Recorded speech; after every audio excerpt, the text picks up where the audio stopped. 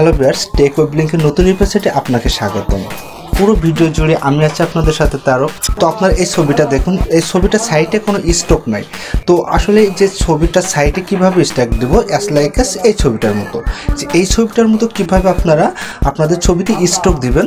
শুধু যে ছবিতে স্টক দেওয়া যায় তা কিন্তু নয়, আপনি চাইলে টেক্সে, কোনো পিএনজি ফাইলে, এভরিথিং বলতে আপনি যখন কোনো থাম্বনেল বা কোনো ফটো এডিট করতে যাবেন, আপনি যে কোনো ইস্যুর উপর এই ধরনের স্টকটা আপনি দিতে পারেন। তো মূলত এই ধরনের কাজগুলোর জন্য আপনি স্টকটা ব্যবহার করতে চাইবেন।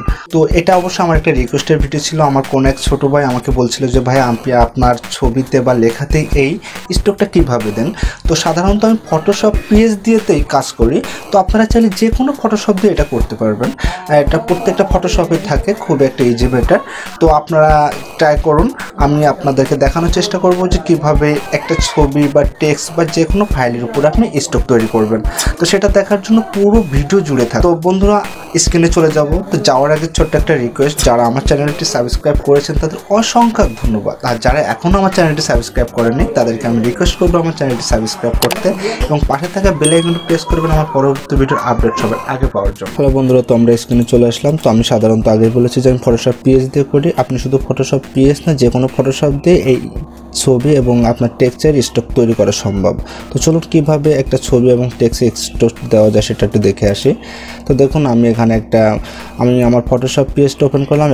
আমি এখান থেকে একটা নিউ ফাইল নেবো। তো নিউ অপশনে ক্লিক করলাম ফাইল মেনুতে গিয়ে। এবার আপনি এখানে যে আমাদের সাইজটা দেওয়া আছে, এটা হচ্ছে আপনার ইউটিউব থাম্বনেলের সাইজ ওয়াইড সাধারণত 1280 হয় এবং হাইট হয় আপনার 720। এবার আপনি এখানে রেজুলেশন 300 দিতে পারেন। আমি 300 দিয়ে করতেছি।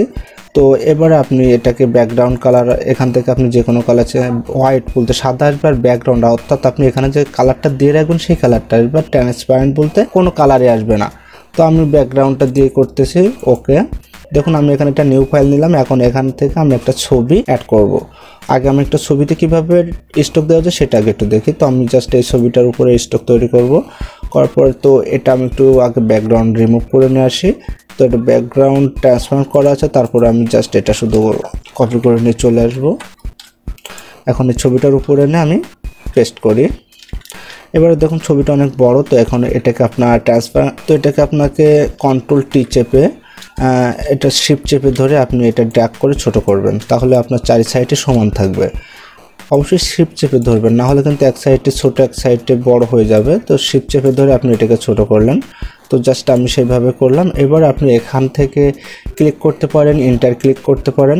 তো আমি এটা এখান থেকে ক্লিক করে দিলাম, ব্যাস এটা সেট হয়ে গেল। এখন এটার লেয়ার কিভাবে দেবো? তো লেয়ার দেওয়ার দুইটা সিস্টেম আছে। একটা হলো আপনি এই যে এডিট অপশনে যাবেন, এডিট অপশনে যাওয়ার পর এখান থেকে আপনি এই স্টক অপশন আসতে পারেন, এখান থেকে দেওয়া যেতে পারে। তো আমি এখান থেকে কীভাবে দিতে সেটা আগে একটু দেখে দিই।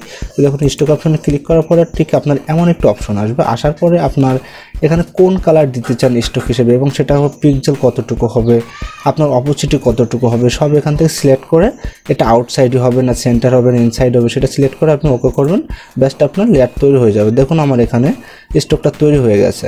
তো এই একটা পদ্ধতিভাবে দেওয়া যায়। আর একটা পদ্ধতি হলো আপনার এখানে যে লেয়ার অপশনে যে ছবির যে লেয়ারটা তৈরি হয়েছে এখানে আপনি ডবল ক্লিক করতে পারেন। ডবল ক্লিক করার পরে এই লেয়ার স্টাইল অপশনটি চলে এসেছে।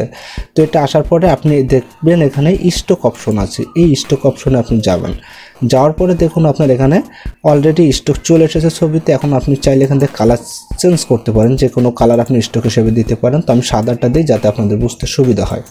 দেওয়ার পরে আপনি এখানে দেখেন সাইজ, এই স্টক সাইজটা কতটুকু হবে, আপনার যত বড় দিবেন তত আপনি এখান থেকে করে নিতে পারবেন। তো আমি এতটুকু দিচ্ছি।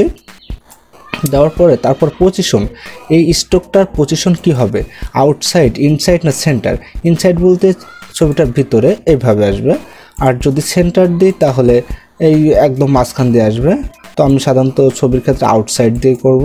তারপরে হচ্ছে ব্লেন্ড মুড, এখানে অনেকগুলো অপশন আছে, যেটা আপনি সিলেক্ট করে দেবেন সেটা এখান থেকে হয়ে যাবে। তারপর আসবেন আপনার অপোজিটি, এটার অপোজিটি অর্থাৎ আপনার এটা ব্রাইটটা কতটুকু থাকবে, 100% দেওয়া আছে। আপনি চাইলে এটা কমাতে পারেন, আরও কমিয়ে সাথে মিক্সড করে দিতে পারেন।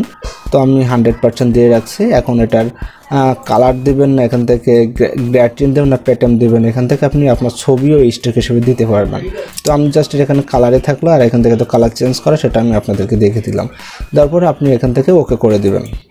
এবারে আমি দেখাবো একটা টেক্সটের কালার কিভাবে আপনি দিবেন। তো আমি একটা টেক্সট নেই, টেক্সটের স্টকটা আমি কিভাবে তৈরি করব, আমরা ছবিতে যেভাবে স্টকটা দিয়েছি ঠিক সেম পদ্ধতিতে আমি টেক্সটেরও স্টকটা দিতে পারি। তো কি করব, লেয়ার অপশনে গিয়ে আপনি ডবল ক্লিক করবেন। ডবল ক্লিক করার পরে আপনার সেম আবার লেয়ার স্টাইলটা চলে আসলো এবং সেমভাবে আপনি স্টক অপশনে ক্লিক করবেন। দেখুন এটার স্টক তৈরি হয়ে গেছে। এখন আপনি যদি এটা কালার পরিবর্তন করতে চান এখান থেকে করতে পারেন, আর বাদ বাকি যে অপশনগুলো সেগুলো তো আমি আপনাদেরকে দেখিয়ে দিলাম, আপনারা চাইলে ওখান থেকে করে নিতে পারেন। ওকে, এইভাবে আপনি আপনার কোনো ছবি, টেক্সট বা যে ফাইলে আপনি আপনার এই ফাইলের উপরে নেন না কেন সেটারে আপনি এইভাবে স্টক তৈরি করতে পারবেন।